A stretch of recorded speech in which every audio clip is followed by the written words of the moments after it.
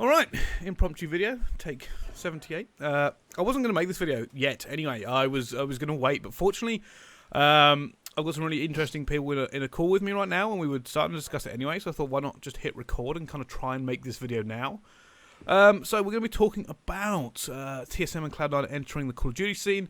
With me, I've got Dominate Enridi from Splice, I've got APOC from Epsilon, and I've got Chris Tunn, the Codcaster. So first of all, guys, what did you think when you heard the news? Like TSM and Cloud9, that's kind of big fishes, right? I'll go. It's interesting because obviously the more sort of big organizations coming in like that is more exposure, it's more money into the scene. It's just a whole lot of different things that can be great for everybody, not just the teams that they pick up. For me, it's a little bit. I mean, we were discussing this just a minute ago. We were discussing that if this is this like trying to catch the horse after it's bolted? Because right now, to get any respectable team, is serious money.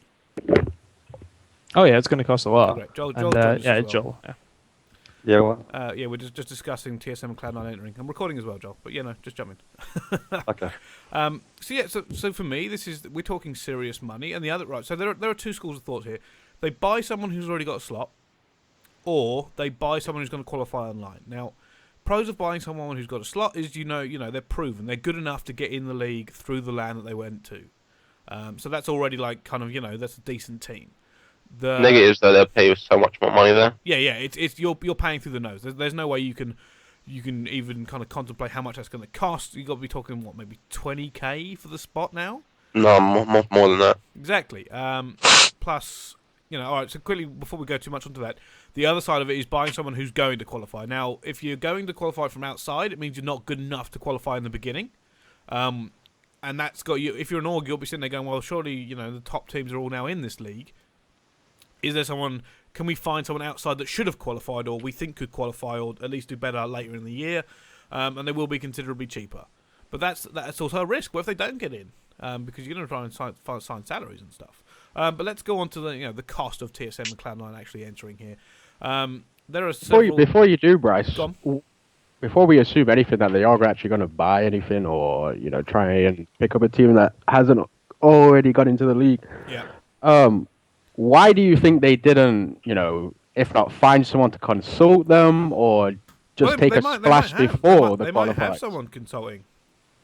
But why not before the qualifier? Why are they now doing it, like you said, after the horse has bolted on to the course? Honestly, I don't really know. It doesn't like I said, it doesn't make the most amount of sense for me.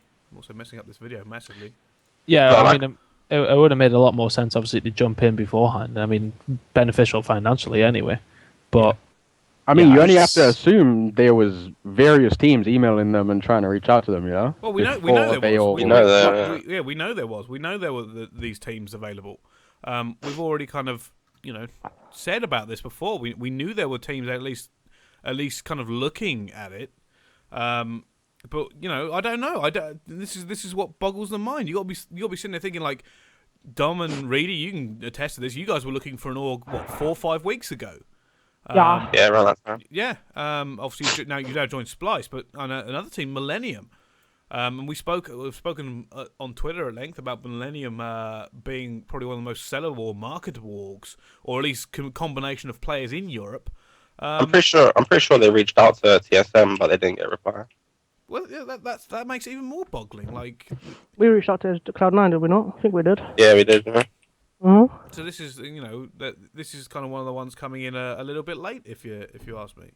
But yeah, I think they've seen sort of the success, especially of the European one, was a surprise for everyone. To see how well it went and how many viewers there was more than anything. Yeah. I mean, obviously that was a lot down to the Fabi team. Yeah. But at the same time, they'll look at that and think, wow, I mean, shit, we should have really jumped the gun here and just gone for it and took a bit of a risk. They've realised that, and then sort of say, no, bugger. I'm just assuming that they want... I'm just assuming they want to see how it would play out in terms of just professionalism and stream viewers, etc. Viewers, yeah. When you look at any other stream and how many they've got compared to that, it's amazing. All like that. It doesn't want to just jump in the deep end. Yeah, it's no lie that the numbers this weekend certainly helped. it was great to see. I mean, for a European COD and that was, I think that's a point I made on Twitter as well, with the uptick in European Call of Duty numbers, at least for this one event. And don't get me wrong, I know it's just one event, right? And I know I've been in the scene for a long time, as well as most of you have. This was unprecedented. This is the last time I can remember us having a big upswing towards at least NA numbers was EGL8, and that was tweeted out by people like KSI and all kinds of people. Plus, it wasn't even a European LAN. It had That was flawless. yeah, it was like a mixed LAN. It had most of the top North American teams. But apart from that, I can't really remember when we've had that upsurge. Even champs qualifiers, even your EU regionals. I've been there. I've been to all of them. Their numbers have been nowhere near that. I think it was the first time a pure European event has led the way. Yeah, in terms of like no American teams there. Yeah, it's definitely the first time that's happened. And I mean, as said, it's real. I mean, a lot of those numbers. Well, no, a lot. I mean, let's say At least 30K. You would say at least 30K. So, but still, that's still really good numbers relevant. I've been to these. I mean, maybe about 20 to 30. Okay, maybe that's at the upside. But yeah, to hit that kind of numbers we actually did was phenomenal. And to be honest, I'm happy. I was so happy with it. I was like, this is what Call of Duty Europe needs. We just need the numbers. It needs to be recognised. I know some of the players in Europe are good enough. And it's taken a long time for America to accept. I think the American fan base as well has kind of come on board and gone, yeah, there are players in Europe. For a long time, it was kind of one of those running jokes. That every time we went across there, it just didn't go very well. Well, I think it's finally starting to turn around, at least a little bit in my mind, that the European players are certainly respected by the American pros and starting to get accepted by the American fan base.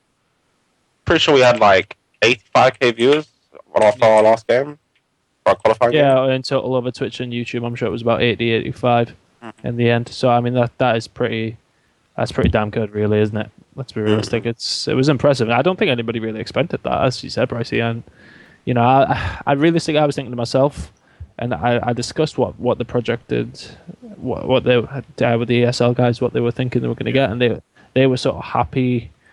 They were wanting around 2030, and they'd be happy with that. Well, I think anybody would. So that's where I would have put it. But I mean, Barca bringing it in is a big thing. But that's they've had that in America before, where they've had one player kind of help boost it, and we know that was Nadeshot. But I don't know, I was just pleased. I was just genuinely pleased that this all kind of went well, because I just think it enables like so much more to come through now for any of the players looking to build up any kind of media following. Because you got those kind of numbers, people pay attention. Like I said, TSM and Cloud9 have paid attention. Obviously, I'm talking just about Europe. People they've definitely paid attention to the American one. So this is the next question I want to ask here. So for me, this is about 80 to 20% here. Now there are various pros and cons to what I'm about to say. Where are they going to pick this team up? North America or Europe? Or do you think they're going to go for an Australian team? I mean, at the moment, that's probably I'm going to put that maybe a lot lower percentage, but. Well, the only team in Australia that would be beneficial picking up would be Mindfreak. Yeah. But I can't see them leaving that organisation because they've been through thick and thin with them.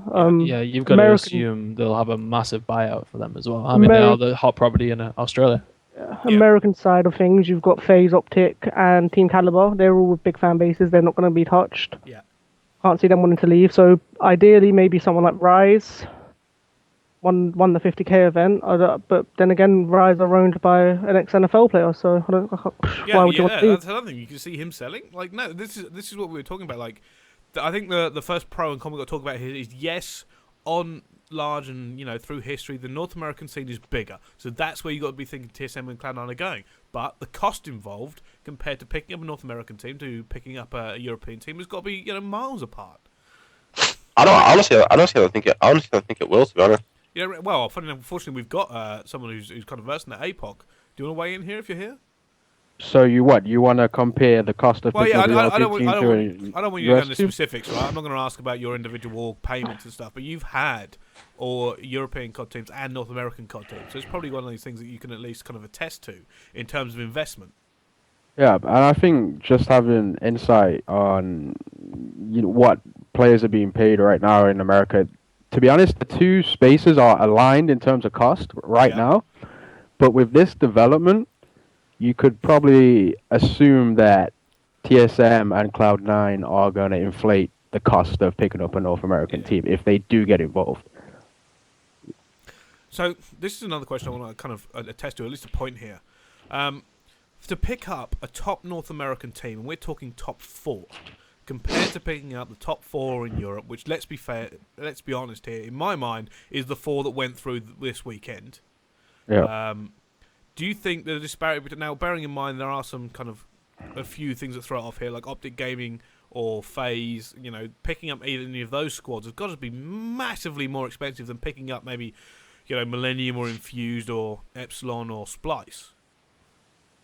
In terms of buying them out, I mean, this is just obviously this is the difference. For me. In terms of the flat cost of just operating that team, which is salary pretty much at this point, since everything is covered by Activision, the travel, etc. Yeah. Then it's not much of a difference to, let's say, a Millennium team to the FaZe team. Now, obviously, Optic's a little bit different because how they generate their revenue is completely structured differently. But yeah, there's not that much of a difference in terms of cost right now. But I expect that to change for North America pretty fast. Well, so I think this is... I mean, we were speaking before this, when the league was announced, and even before it was announced, about players being very careful with signing contracts, because this is now where it gets a little bit kind of dangerous. I'm sure there are several people in North America and in Europe who are sitting there and going, I would love to join TSM or Cloud9, but if you've qualified for the league already, I'm pretty sure, there's probably maybe an exception somewhere, but they've got to be locked so tight under these contracts now. Whoa, I'm pretty sure there's quite a few people regretting that they rushed into... there are definitely... I know exactly what you're talking about, and you are right. There are definitely people who are regretting having rushed in.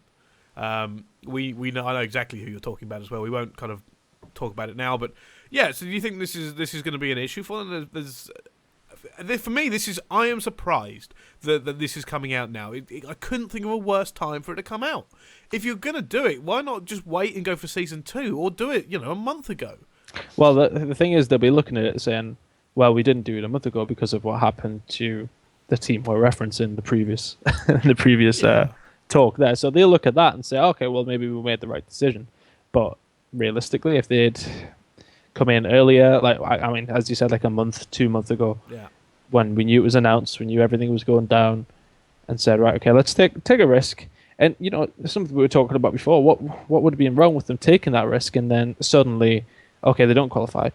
There's taking a risk, and then there's taking the tiniest of if we had to ask in this chat who we thought would qualify, we predicted everyone who would qualify from Europe, and we could pretty much predict with a degree of 80% certainty who a good selection of teams were going to pick from North America.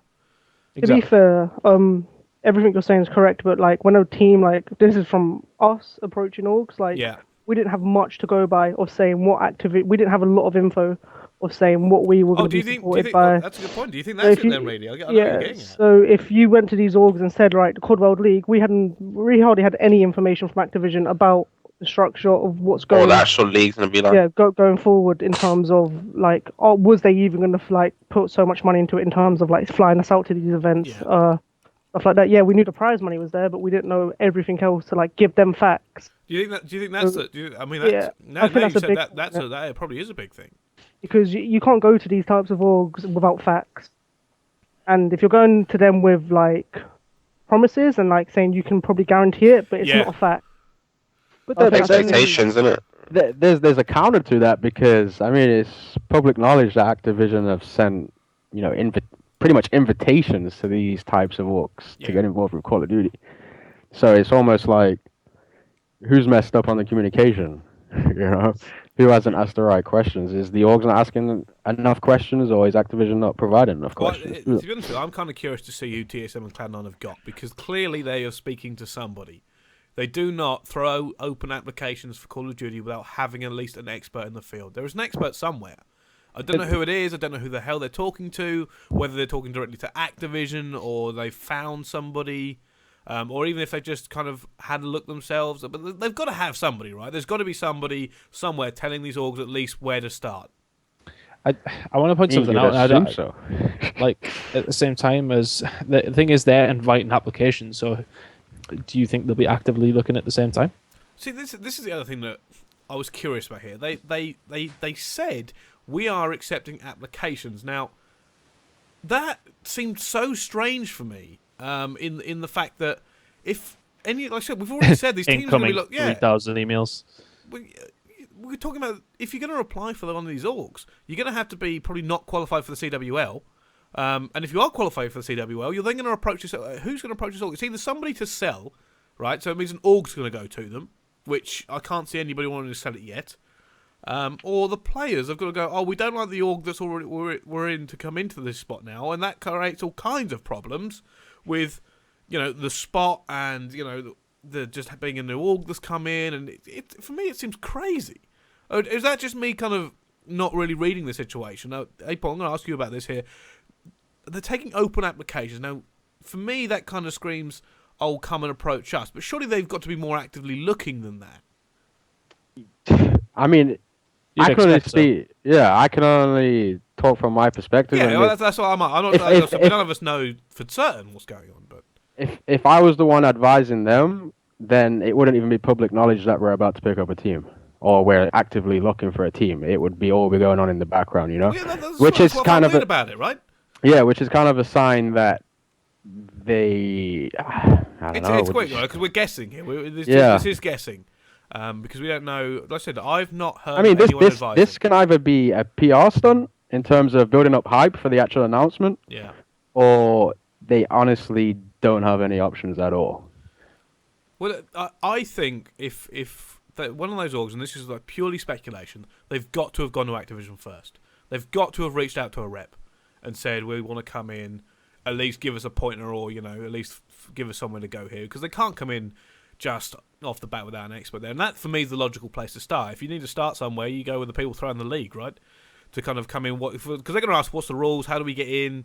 All this sort of stuff. So maybe that's why they haven't announced it yet. The other point I want to bring on about this is that TSM and Cloud9 announced within 24 hours of each other.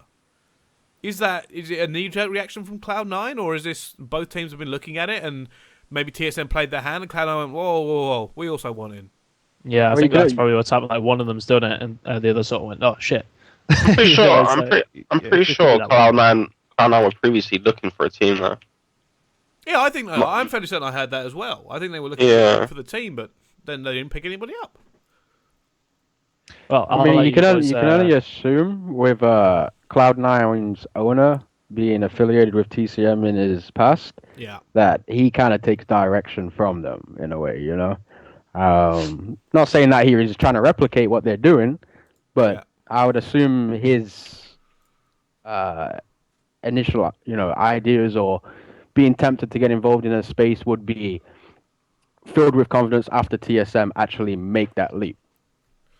Boys, I'm going to let you continue this on. I'm going to dip because I'm going to go make myself some bolognese. I think we're going to wrap up here. We've thrown a lot of kind of questions out, and it'd be interesting to see who they do actually pick up, because if they pick up anyone kind of top in either scene, it's a lot of money, a lot of outlay.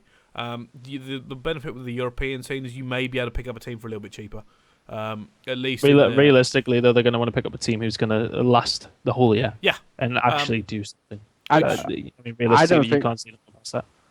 I don't think that's possible unless they buy out a team. Yeah, well, because if they take the route which I would consider the natural route, and that is picking up a team to qualify for the online qualification, they're not going to be satisfied with they're not going to be satisfied with a team that's placing 4th to 8th. So realistically, they're 6 months behind already because they'd have to wait until the off season to make any changes to try and bolster that squad. Yeah. Well, that's the other reason I was so confused about the timing of it. I was like, to take a top team now, like you said, if you're an org, you're looking 1 to 4, right? That's where the money is. That's where the exposure is. Championship Sunday, all of that. To get 1 to 4 in either North America or Europe right now is hard. It's going to be so hard to get one of those squads, unless you can think of someone who didn't qualify who maybe should have done. Fabe, but they're not going to leave for Fabe. That's it. Do you think Fabe should have qualified? Oh, they deserve to be in the league, Adam. They'll definitely be in the league. They deserve to be in the league. They probably I know we choked a lot of maps against them, but I think they're like 5th best in Europe at the minute. maybe Yeah, some I would cameos. agree with But again, like they've all got big fan bases and massive orgs behind them, so you're not going to want to leave. I just think it's really bizarre timing. Also depends whether They had the teams like chance. TSM and that want a team with like a lot of what you call it exposure rather than a team that's gonna win. Like, And then on a North American perspective, Bryce, I mean, I don't think there's any one team that I could say should have qualified that didn't. Yeah. But individual players, yeah, there's options there. Yeah, there probably is. And that might be it. I mean, obviously, we've got a lovely view of a puppy right now. Thanks for that, Joel. That's completely relevant to the topic of conversation. It's not all right, puppy's well- cute as fuck, right? Yes, it is. Thanks for that. So, for me, this is, like I said, if they're going for what I suspect is a top 4 org in either region, I don't know. There are maybe potential. I said Rise may be a potential, but like I said they're owned by, what was it, NFL player? NFL ex-player, I think. I'm not sure. Yeah, So, that's grossing a salary of $20 million plus a year. So you'll be sitting there going, like, first of all, like this is a point, guy that's who's- just doing it for his passion. You know, he's who's- not really. yeah, who's gonna want to sell a slot they've just won, No one. unless they're looking to just cut and run. You're literally looking at least 20 plus grand UK pounds for one of these spots. Yeah. If that you've just more qualified than for. that, man. Probably more. Depends on see- what the way- team you get as well. The way I see it is, regardless of what the org is offering the team or what offer they can like accept, if the offer's right, like owners will take that offer. Do you know what I mean? Yeah. Oh no, I agree. I totally agree. I'm just kind of curious to see who they get. All right, well, let's put a pin in this for now. We'll definitely come back when we find out who's starting to go where and speculate on everything. Like I said, this was kind of an impromptu video. I wasn't actually going to make this video. I was just in a Skype call with these wonderful people. So thank you very much to Joel, Reedy, Dominate, and APOC for at least participating in this quick kind of talk about it. Please leave comments below. Make sure to follow these guys. They're all Reedy and Dominate are at Spy Reedy and Spy Dominate. APOC is at it's epsilon_APOC, right? Correct, mate. Yeah. Yeah, there we go. And Joel is Op2 or Optimized on Twitter. So thank you very much. Make sure you leave a comment. We'll check in with you next time. We'll get back to this. All right, thank you very much. See you soon.